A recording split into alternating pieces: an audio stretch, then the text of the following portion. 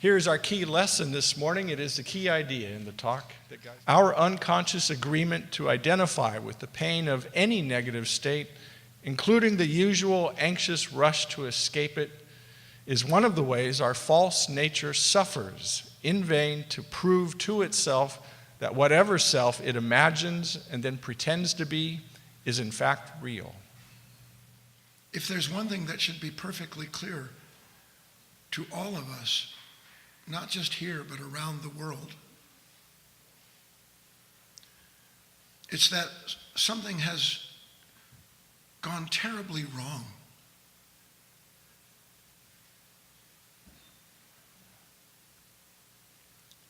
I'm not a man that's interested in figures and percentages and the reports that come out on the news. But I think anybody with half a heart and half a mind has to come to a stop and wonder at what has happened that since 1997, that's 20 years, the increase of suicide has gone up by over 30%.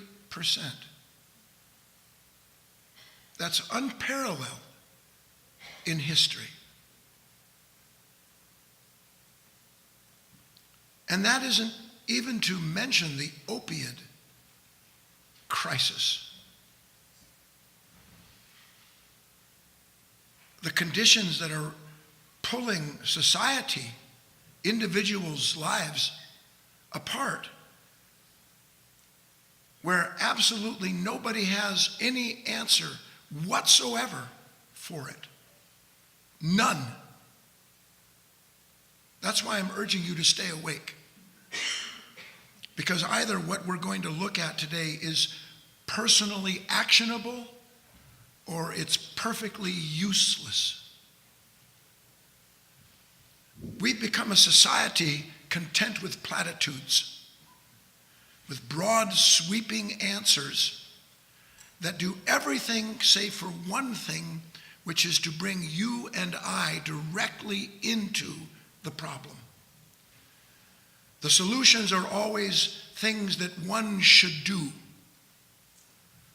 They're based on explanations about how one became disenfranchised, disconnected, all of which is true. But what does it do to change my life, your life, when instead of being able to recognize and realize what it is that actually has happened, so that in the personal realization of what has come to ruin a person's life to the extent that it does, where they take it, and I'll add here, I'll repeat it at some point, drugs, alcohol, all forms of addiction are slow motion suicide. And yet, in our culture today, we glorify people who have taken their lives. We do. You can sit and there are specials on, and don't misunderstand me. There seems to be some parallel, at least the way news presents it, between how unique an individual is and the pain they're in, and how that pain drives them to desperate acts. So we only know about celebrities. That's by and large mostly what we hear about. We don't hear about the waves of suicide moving through high schools and colleges. We don't know about the housewives quietly taking pills and dying someplace because they don't know what else to do in their life in the moment when suddenly all the white picket fences and the happy life has crashed down around them. So this is a very serious topic. And under no circumstances do I mean in any way to demean or otherwise take away from the significance of the sorrow that individuals experience when someone they love has done something like this to themselves. What I am interested in is being part of a true solution to the kind of suffering that drives individuals to steal their own lives. And you should be interested in it too. And here's why, because it's to the heart of our talk. We are not a group of 50 men and women in this room, 500 people watching this, whatever it may be. You and I are human beings. And there isn't one thing that any human being who took his or her life that doesn't appear in you and I. Only just like they didn't know what drove them to that act of desperation, we have virtually no awareness of the desperate acts that we do in our sleep, calling it the usual way we live. It is a desperate act to hate somebody, to blame somebody. It is a desperate act to run out of your house to get away from a problem. It is an act of desperation to hate somebody that cuts you off on the freeway and then try to punish them for what they've done. These are acts of desperation we don't see. How many of you know what the second most feared thing in the world is? Public speaking. Now, why would public speaking be the second most feared thing in the world? Anybody want to guess? No, because you feel like you're going to die. The reason you feel like you're going to die is because you're nothing like you imagine yourself to be. And there's a moment that exists in time for those who are daring enough to stand up in front of a microphone someplace where they realize the only time their mind goes quiet is when they're asked to talk.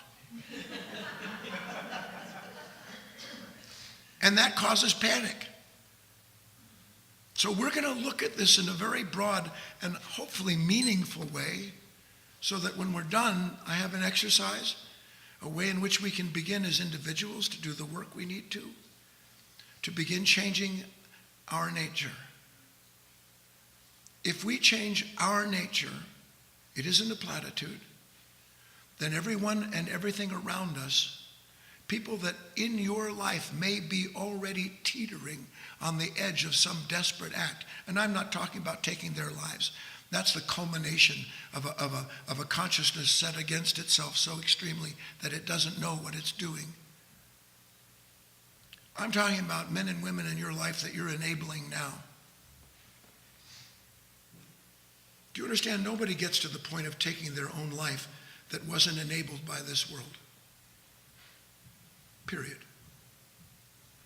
Your task and my task is to start understanding our role in those kind of things so that if we can begin to change the way we interact with one another, with the shopkeeper, with the gas station attendant, even the man who cuts you off, the enemy you've had in your mind and heart for 30 years that has been eating at you, we can change everything.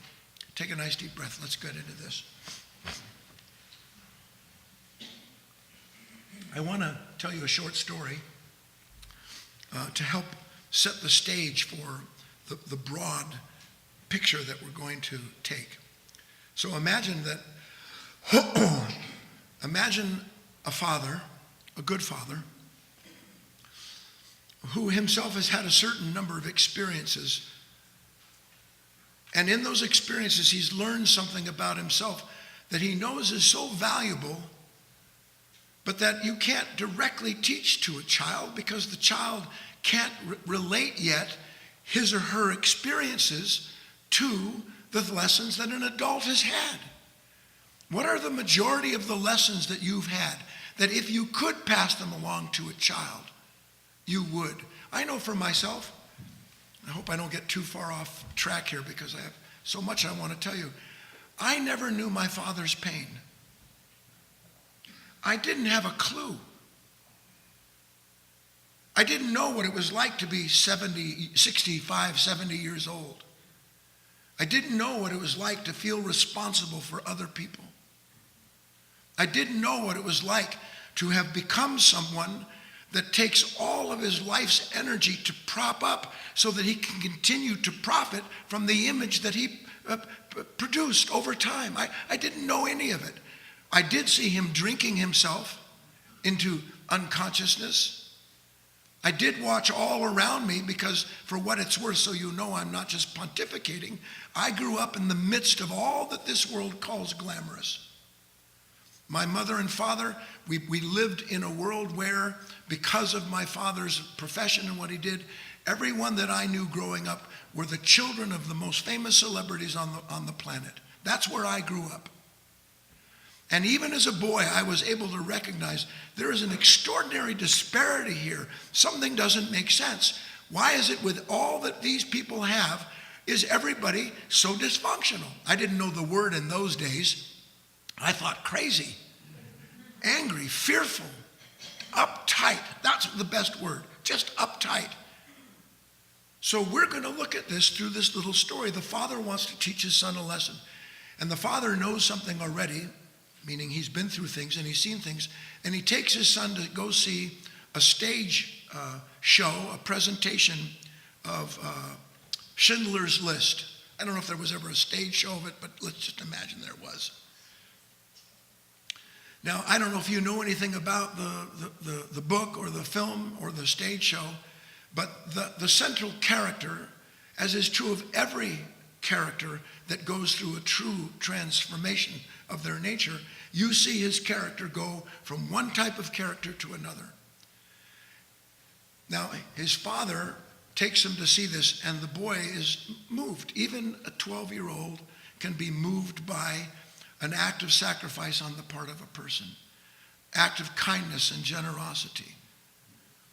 But then after the show, instead of going home, his father takes him to a little cafe where they sit down, and 10 minutes later, in rolls the star who played Oscar on the stage. And the boy gets excited, and the father says, no, let's just be quiet. I just want you to see something. And as Oscar's sitting there with his entourage of the people that follow around and support the image that a man has of himself, that, by the way, the man who has the image always has to pay for. That's so extraordinary. Why would you pay people to like you? Remember I said you have to be honest? I'm not just talking about paying bills. You pay people to like you when you agree with them when you don't want to. Isn't that a payment of a sort? And are you happy when you make that payment? Why do I make a payment like that? Because I want to keep the image alive. So in comes the entourage, and the man who played Oscar, as the boy's watching, his jaw drops. If I could do a cartoon character, I would. Because Oscar starts treating the waiter with cruelty, demanding. He snaps at the people in his entourage, and he's nothing like at all what he was on stage. And the father, the boy, says to him, I don't understand what's going on, Dad. He's so good. He's so caring. What's happening here? And his father explains something to him that you and I are going to look at if we will agree to make the principles that change lives personal instead of social actions. His father says, son, I brought you here because I don't want you, if possible, to go through certain things that I did. But the bottom line is, try to understand this. More often than not, there is a huge difference between a man's actual character and the one he portrays on stage. How many of you understand that without me having to explain it further? Now, how do you understand that? Right? Holy mother of pearl. When I'm with people, I'm one kind of person. And when I'm by myself or with certain others that will let me act out what my hidden character is, that's part of our deal. You know I'm nuts, I know you're nuts, and let's get married. You haven't been in that position?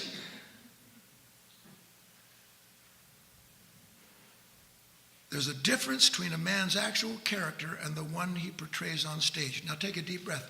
What is a man's stage? What is a woman's stage? Do you understand what I mean by that? What is the story that he or she enacts every single day? Is that not the stage? And what is the story, the role that he plays, as in this story? Is the role he plays different than the actuality of his character? Is it? You know that it is. How many times have you had a beautiful meditation, maybe gone to temple or church or something like that, and you're all full of whatever you're full of, and then the waiter burns your toast or somebody cuts you off on the freeway? Where's all the love? Where'd the love go? Well, the love is gone because it was never there as a constant character. It was there as part of my stage role. I learned that I get more by being loving and kind than I do by being what I want to be, which is selfish. To have people help me without necessarily helping them. Don't push it away. If you look at your life, there it is. But I want to keep moving along. So my story, the role that I play in it, where did it begin? What I'm trying to get you to see is that the reason that life seems to come in and jump on us is because reality moves differently than the imagined life I have. I imagine, don't you, that, I'll put it another way. Isn't it unimaginable that somebody doesn't like you? Come on, tell the truth. It's unimaginable. How could somebody not like me? Right? I'm wise. I don't look that bad. I have great advice for people. I've got some money. I won't loan it to you, but I've got some.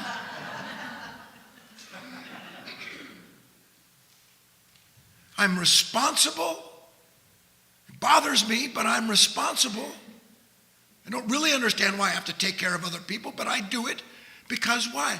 Because part of the life that I've grown into is that I've grown into an imaginary life.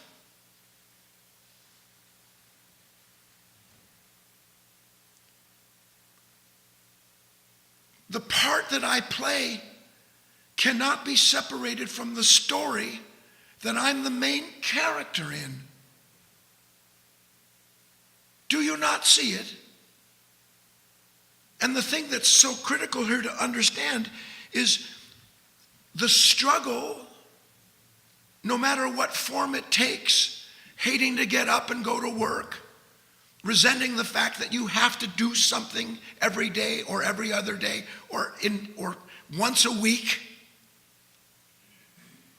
The struggle to control the circumstances that are maintaining the image that I have of myself.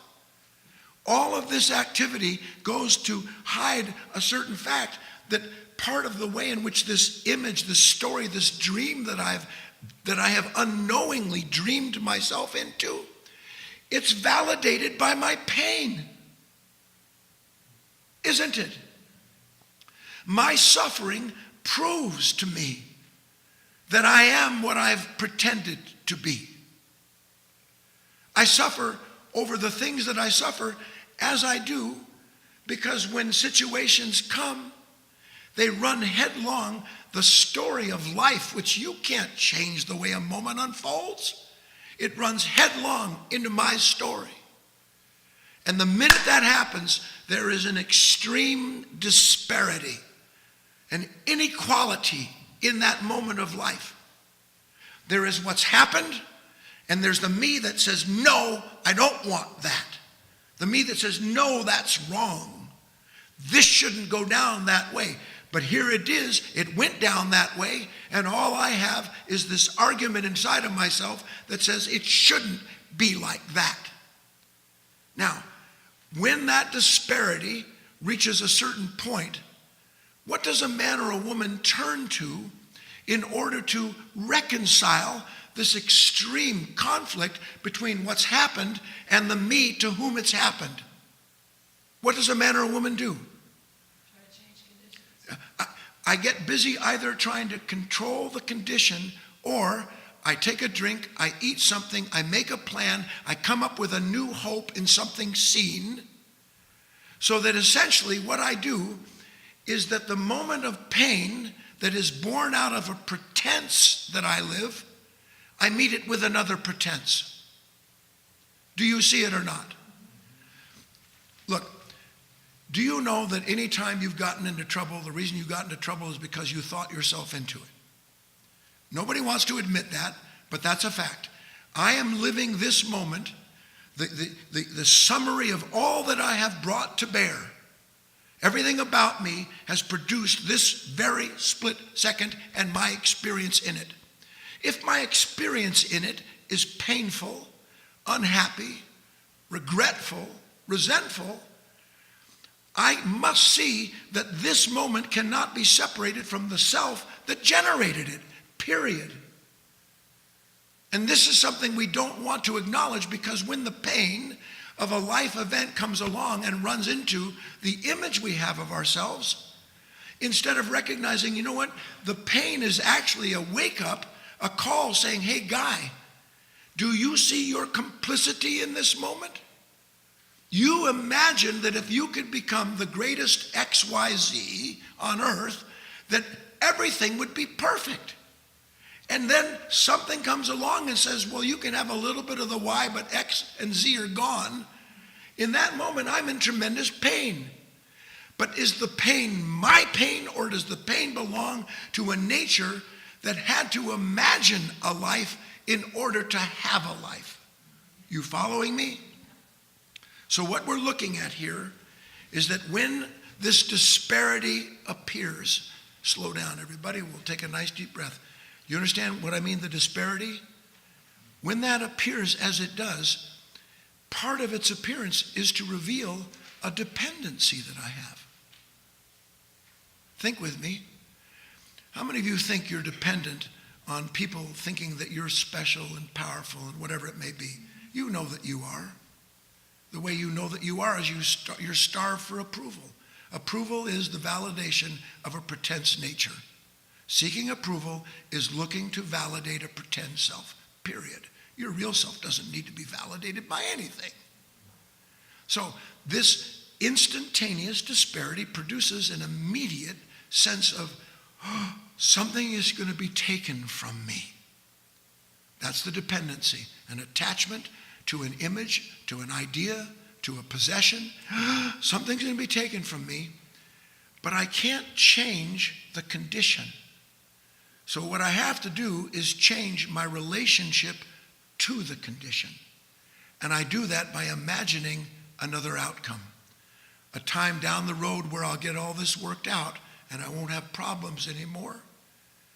So that by and large, please, anytime we run into a disparity where life says to us, you are not what you've imagined yourself to be, that disparity always leads to desperation.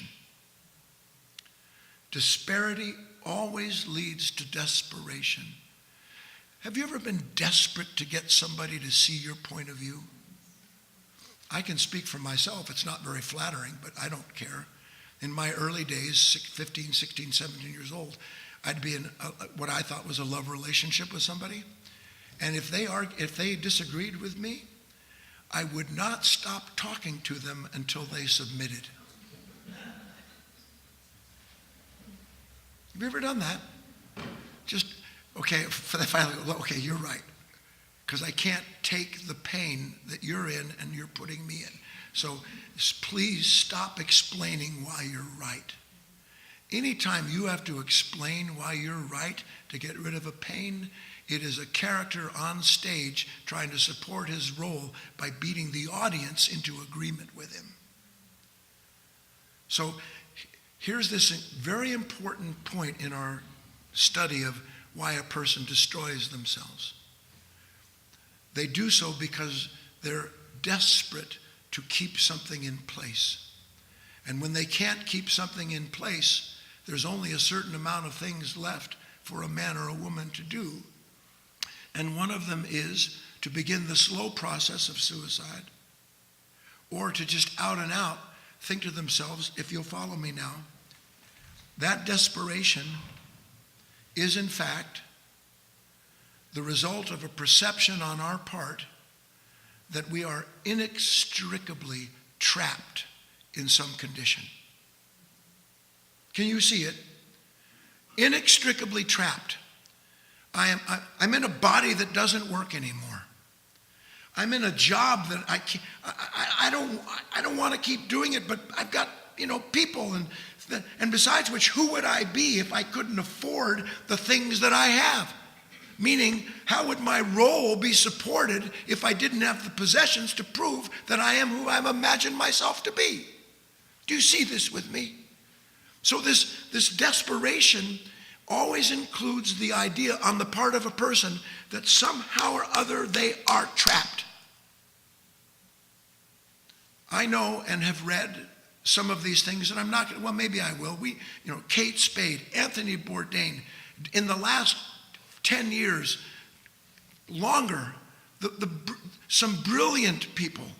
I'm not talking about whether they were good in quotes. I mean gifted people that we were blessed to be able to experience their gift, regardless of what they did in the world, which the world, incidentally, completely separates. But for us, we look and we lose a magnificent musician, an artist, somebody who is extraordinary with what they can do because they took their own life, either in slow motion or just took it. Is there loss? Yes, there's loss. But what is gained in that loss?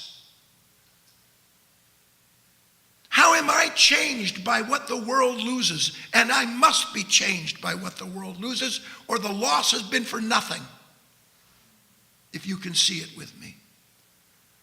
So we're talking about the fact that here is this person, and all of a sudden they feel trapped. Yeah, I'm famous.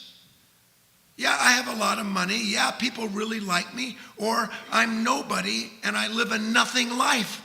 It doesn't matter which it is. That man or woman feels trapped. And what happens to a person who feels trapped? I alluded to it. Acts of desperation. Yes or no? So now let's look at a solution. Let's look at what we have to see if we want to make the experience of the world into something that is personal and transformative in our own life. If you're not interested in that, now's a good time to leave or turn off whatever it is you're watching this through. Because we have to do something that the world is not interested in doing at all. But that if we see the truth of ourselves and what we're going to point out, we have no choice but to do it. So let me bring you into this way. And don't think for a moment that what I'm going to bring up right now is religious. It isn't. But there are, and always have been, two great commandments. It didn't just start when one of the disciples asked Christ, what are the two great commandments? Or Christ asked the disciple, what are the two great commandments? It began long before that, thousands of years before that, actually. And the bottom line is, just to use the familiar, the two commandments are to love thy neighbor as thyself and to love the divine God as you understand it with all your heart, soul, and mind. Those are the two great commandments. Now, regardless whether or not you think there is a deity, inside of you, you know, parenthetically, because there is a deity, there is a God, that you and I are not meant to hurt each other. We know it. We don't need a Bible to tell us that. We don't need a piece of scripture to say that there should be something in our lives more important to us than ourselves. But when we examine our lives, because something of us has conveniently pushed aside this innate spiritual understanding, I love myself more than anything else. And the world tells me that's what I'm supposed to do. And as far as my neighbor goes, I'm all for helping my neighbor as long as, now listen, as long as I don't have to actually know anything about his or her pain. I'll console my neighbor. I'll loan them what I need to. But to love my neighbor, to love my brothers, my sisters, to love the man on the street, and not in that sentimental, psychopathic, The idea of enabling individuals whose lives are the expression of a choice in one respect that they've agreed to live out. But because I understand that the pain you're in, I understand it to some extent. How do I understand the pain that someone's in? Really understand it? Because I have the same pain. I watch someone on TV or in this room or in a restaurant laughing, drinking. You and I know exactly what's going on. That person's in so much pain they don't know what to do with themselves. And everybody sits there, by the way, by and large, laughing along, enabling the very nature that is leading them down the road to a deeper act of desperation. Instead of sitting there quietly and understanding, I mustn't enable this person. I mustn't take part in this.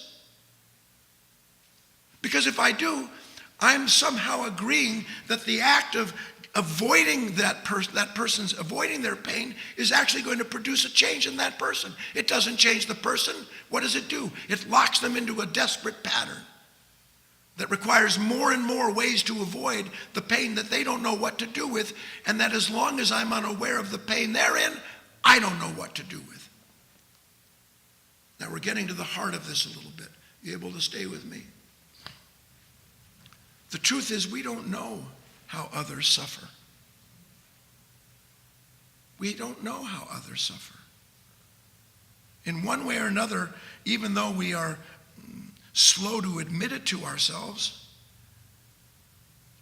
what we have in our life is a relationship with others where, please stay with me, where really the reason I want your pain to go away is because it's painful to me.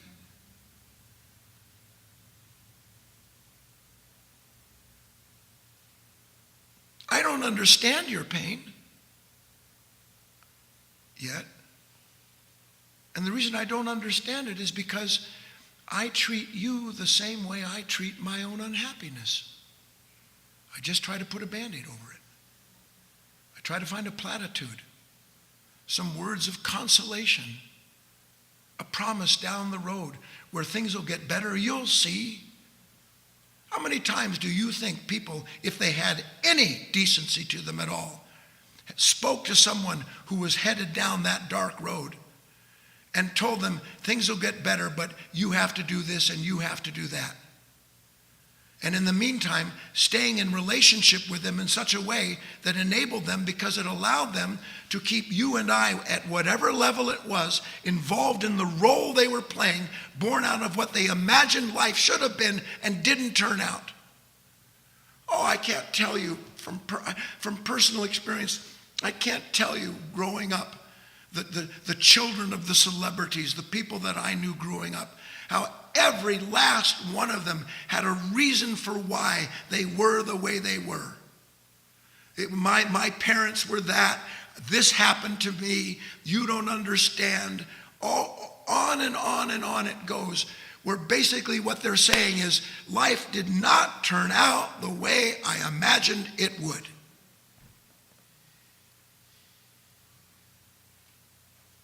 And because life didn't turn out the way I imagined it would, please listen, and ignorant of the fact that I am identified with that nature that imagined it to begin with, I sell my soul to that nature in the promise that there's a solution to my pain in a drug, a drink, or in suicide.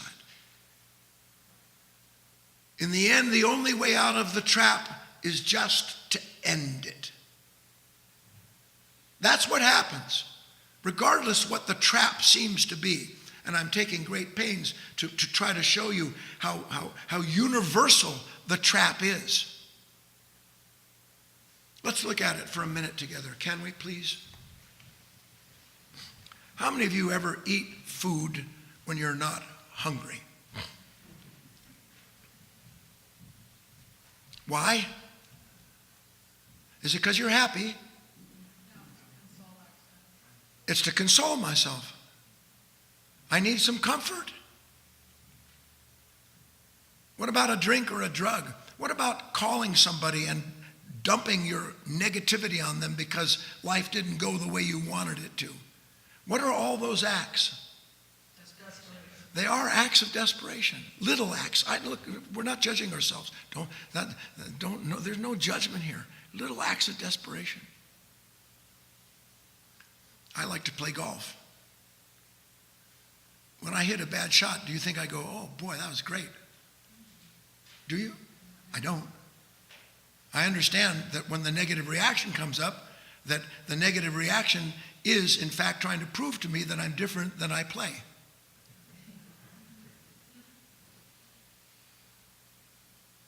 Isn't the negative act, the anger, the blame, isn't that all an act of desperation on a part of ourselves that doesn't know it's pretending to be something it's not? And then life, in its mercy, comes along and says, look at you. And listen to this. And I go, no. No, I don't want to look at that. I need new golf clubs. I need a new partner. I need more money. I need a job. I need different food. I need. No, we don't need anything other than to understand that we are being asked by the pain inherent in the disparity to wake up to the fact that we're in a dream. A dream that has only one ending. You better listen. We see it in the spate of suicides. In the growing addiction, we see the end of that dream, which is the dreamer unable to reconcile the disparity between the identity it has and the world that challenges, only knows one way out of the trap. And then that is whatever the individual does. Do you follow me?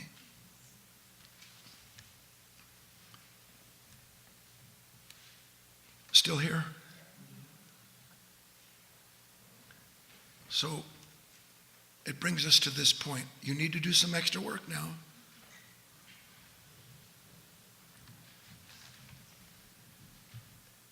What am I trapped in? Let's take some examples. You know, I was pretty happy when I started my musical career. Actually, now that I've said that, this is a true story as well. A long time ago, my partner and I, we were the first white soft rock artists ever to sign with Motown Records. It's a fact. We were the Great White Hope at Motown. Rare Earth had just signed. They were a rock and roll group. Most of you don't know any of these names anymore. But the point is that when we got that contract, you know what the Snoopy dance is? I loved music. Don't misunderstand me. The path of music that I loved, although, was a semi, in part because to do the other thing I wanted to do, which was be a veterinarian, was going to take too much school. So I became a songwriter, musician, and a successful one. But here's the rub. So I imagined myself being important, having hit records, writing hit songs, which incidentally I did. Scoring motion pictures, all that. And then you know what happened? Then I got a house, big house. And then I got horses. And then I had cars. And the perfect pleasure of becoming what I had imagined myself to be became a perfect prison. I didn't sit down to write anymore because I loved it. I sat down to write because I had to generate a certain number of songs every month in order to fulfill my contract. Performance, I used to love to perform.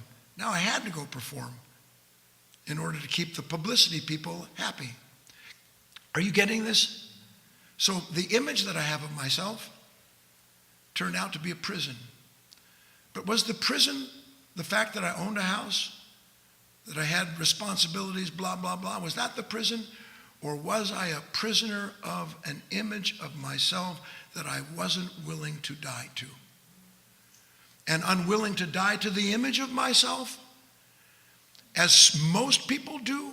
See, I want to say something, but I don't think I should, because I don't want to bring any names into this. But let's just take a famous person who takes their lives. Now, there's different reasons, but let's just take one. I can tell you something about the interior action. Number one, everybody thinks I'm this person. I know I'm not. I wanted to become this person that everybody thinks I am and that I helped cultivate, but now I have to maintain everything that I've cultivated in order to maintain the relationships and the money and the approval that I've got. So now I'm sitting in my hotel room living a life that everybody says would be the dream of dreams. Oh, I wish I was you. If only I had this, that, and the other, I know I'd be happy. Why? Because the life I've imagined for myself didn't pan out. Now that man or woman sitting in their hotel room because they've got to travel, because they have to do these things that at first was what they wanted to do, but now it's not what I want to do. I'm a victim of my own success. How can a person become a victim of their own success? I'm explaining it to you. Because the successful self they imagine themselves being now owns them. And they either pay the piper or nothing else can happen other than what? Listen, I imagined my greatness, my popularity, my success, and the same nature that imagined those things now sees no way to imagine its way out of it. Because the only thing it can imagine is destitution, being disrespected, having people, listen, having people see me the way I actually know I am. Quick true story. My wife, I don't know how many years ago it was, in the early 90s, I had written a book called The Secret of Letting Go. And out of the clear blue sky, I got a call from, it was either Robert Young's agent or his wife. Robert Young was a famous actor back in the day. Father Knows Best. That was the show that he was known for. Hugely and a sweetheart of a man. And he asked if he could have dinner with us. And I said, sure, I'd love to have dinner with you. And when we sat down to dinner at some place in Ojai, is that right, Squirt? We were in Ojai. Do you know what he told me? First, he'd been an alcoholic and was struggled with that. And you know what he said his biggest fear in the world was? That everybody would see that he's the phony that he knows he is. He said, every day I go to work, I'm a wreck. Every day. Because I'm thinking somebody's going to come up and say, I see through you. I know you're not actually that person. Now, unlike most, he chose the path of self-knowledge. He'd read the Letting Go book, wanted to talk to me about it, so he could begin to understand the pain and the acts of desperation that he'd been involved in trying to escape. Now, please, the feeling of being trapped. So back to the question, by what are any of us trapped when that happens to us? We trapped by our job? Are we? Are we trapped in a relationship with another human being? By what are we trapped? The image that we have of ourselves that we cannot imagine a way out of. It's too painful. Listen to this. Talk about contradictions. And again, with all due respect, imagine a person gets to the point where if they haven't taken their life, they're on the verge of it. And are they concerned at all with the pain that they're going to leave behind them, with the pain they're producing in their family as people that love them see them disintegrating? Are they involved at all in that? In one small way they are. I need to put this in. They hate themselves for causing the pain that they keep causing and won't stop causing. Do you see that? They hate themselves for the pain they're producing in others, but won't stop producing. Why? Because the image they have of themselves is so solid, so deeply built and interwoven that the whole idea of ending something and walking into what would be unknown is more fearful, listen, not to who they are, but to the nature that's imagined a life that only knows itself through the known. And so they take the way out the only way they can. What we're leading to here, and we're going to bring this talk to a close in a few minutes, is that you and I are not trapped in our lives. I know, believe me, by God, believe me, I know. No, sir, you don't understand. I'm trapped in a one-room apartment with a piece of foam for a bed. I've been there.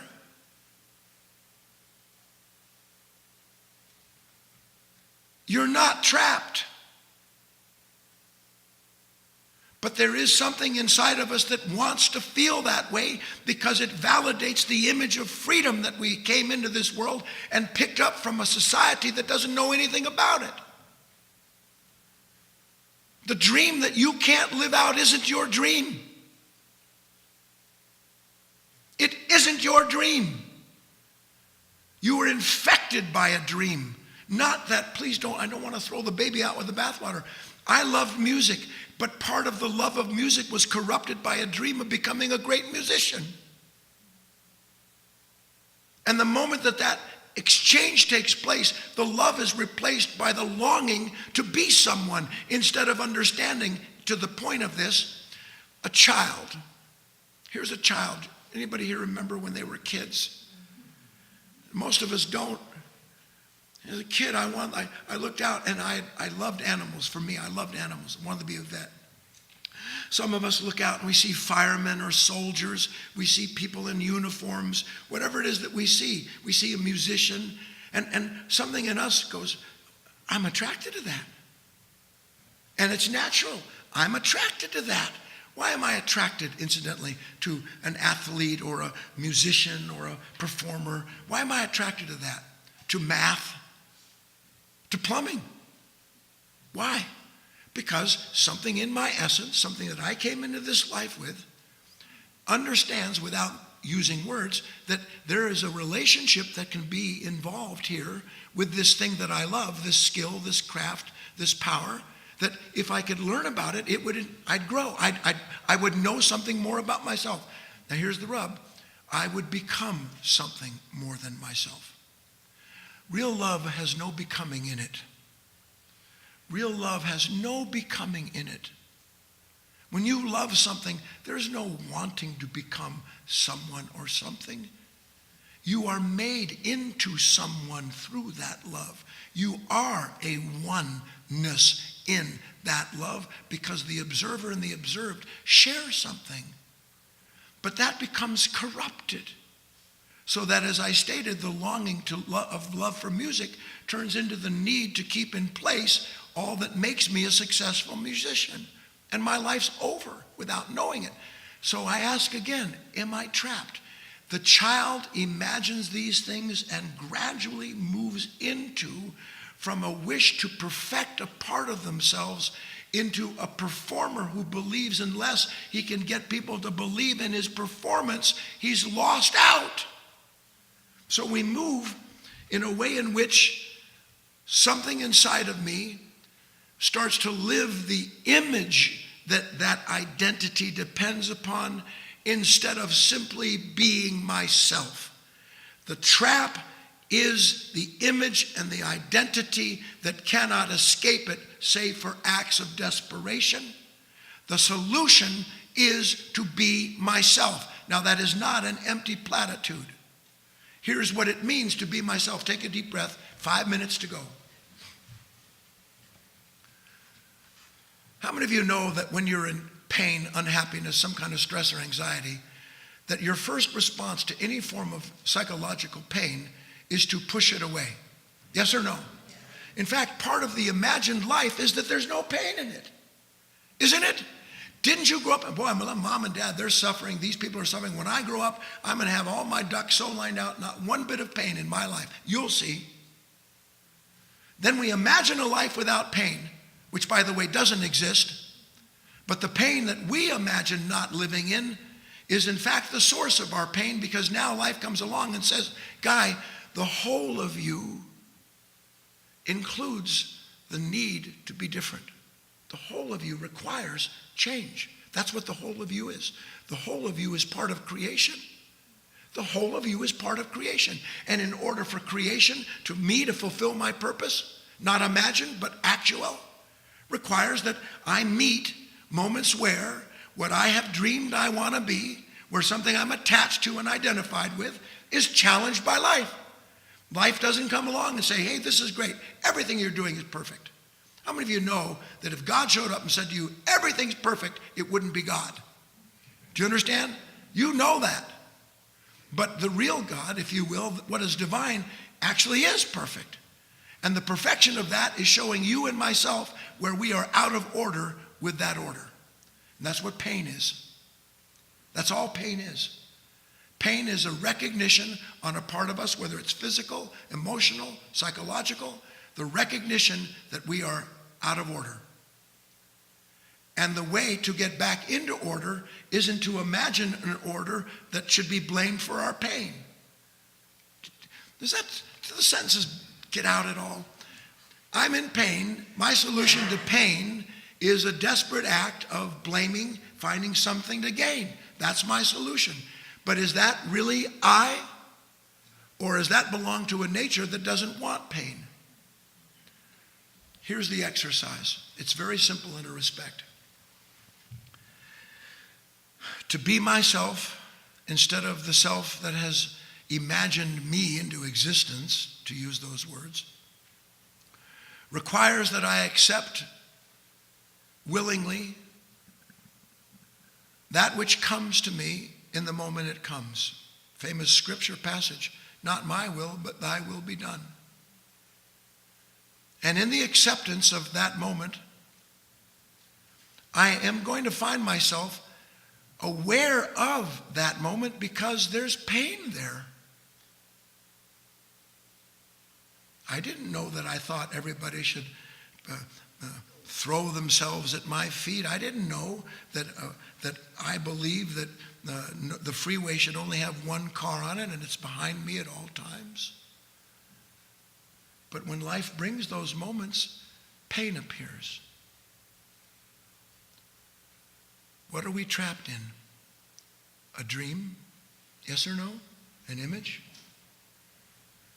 Use the pain to pop the bubble. Use the pain to pop the bubble. The bubble of what? The images I have of myself. The life I've imagined, the appearance that's killing me in order to keep it up.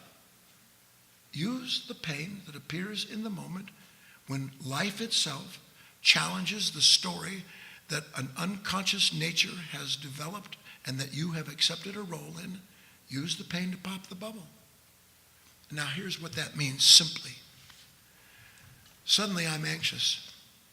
Why am I anxious all of a sudden? Something's gone wrong or will go wrong. Yes or no? So when I'm suddenly anxious and I'm thinking something has gone wrong or will go wrong, in whose story am I in? I'm in the dream. Because my dream says that's not supposed to happen. You're not supposed to be like that. You're supposed to love me.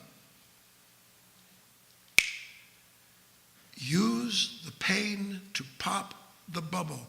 Become aware of the relationship between the pain you're experiencing and the part of you that has developed whatever story it has, so that you can start to see the suffering isn't because life is denying you something. The suffering is because you have told life who you are and what it's supposed to do, and it's not agreeing with you.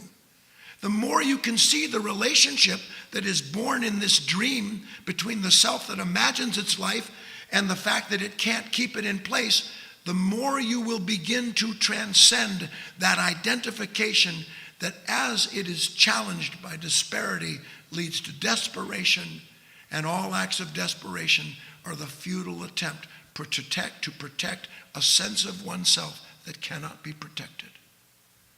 Do we have an understanding, a way to work with this, to make pain useful, to make the suicides and the other destruction we see taking place something personal and actionable? Because if I can start to recognize, why do you think people went, oh, he was such a great person? I can't imagine that he would have done something like that. Where do you think that reaction comes from? My God, if he's that desperate, where does that leave me? And we summarily refuse to see these little acts of desperation.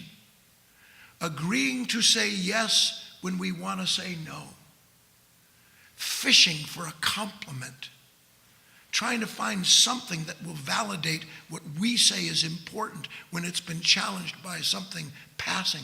All of these little acts of desperation, they're heralded by a pain. Let us learn to be human beings and to use what we're given, including the sudden awareness of this disparity, to help us break the prison of that idea of being trapped. You are not trapped.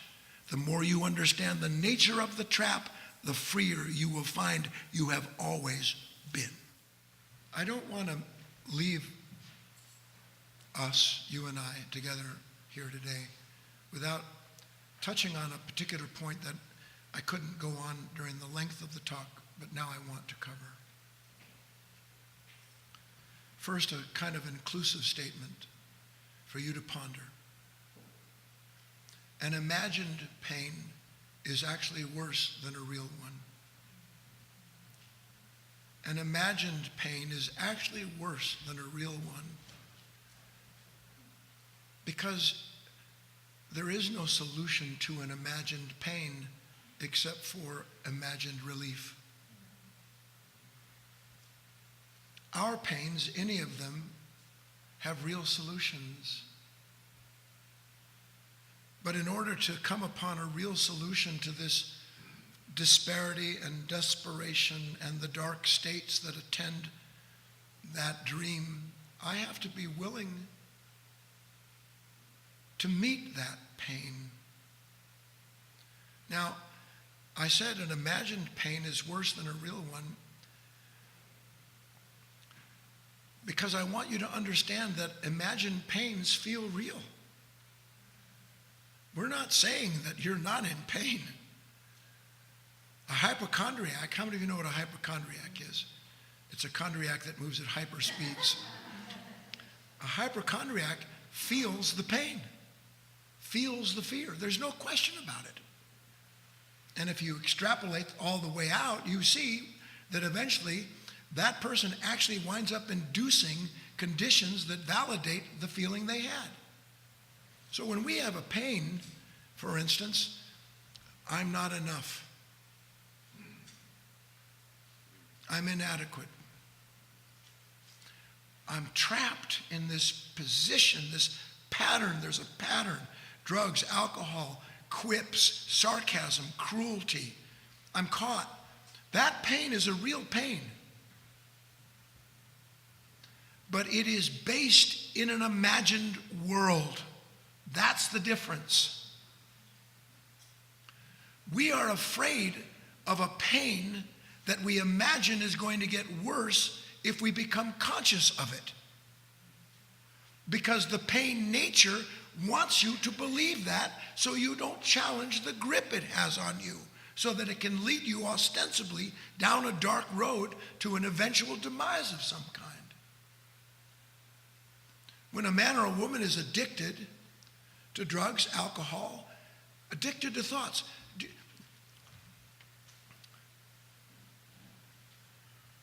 If you've ever been in a position where, and I know that some people think this would be great, you have so manipulated life, the way you deal with it, your personality, the images, everything that's presented, you've got it so worked out that you expect nothing less than the highest respect from everyone around you. Now, I don't know how to put this to you, but that's imagined. But the minute somebody doesn't pay the respect you want, suddenly what was imagined becomes real because you have the pain of being disrespected, of somebody pushing you away, not accepting you. The pain of rejection. Is not the pain of rejection a real pain? Does the pain of rejection exist without a part of us that believes without being accepted we amount to nothing? So we connect this pain with a process in our own unconscious psychology that's actually setting up the moment where the pain appears to prove that we are who we've imagined ourselves to be. That's why I said use the pain to pop the bubble. Here's a picture. How many of you remember when you were a kid, there was a pipe and you could blow on it and a bubble would come out? Do you remember that? Maybe they don't have that anymore. But when I was a kid, you could blow a bubble like that and this bubble would come out of this wand. It'd be super cool for me.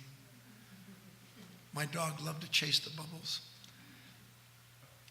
When you deny a pain and pretend that the problem is someone or something to blame, you are blowing a bubble that doesn't stop growing until it pops. And when it pops, the answer isn't to blow another bubble. The answer is to see that you're blowing a bubble, that a bubble's been blown, and in the moment of pain, use the pain to bring an end to the imaginary self. You can't bring an end to it all at once in one respect, but every time you have an insight into it. I'm so afraid of what's going to happen tomorrow. I have this meeting, or I'm supposed to do something, or I've been planning to talk to my husband or my wife about a particular problem that I know is not going away. I'm so afraid of it. That fear is real, but the why is a lie. The why is the imagined outcome. You and I have to stop imagining outcomes and go consciously into the condition in order to understand the innate freedom that comes to a man or a woman who will pop the bubble instead of produce another one.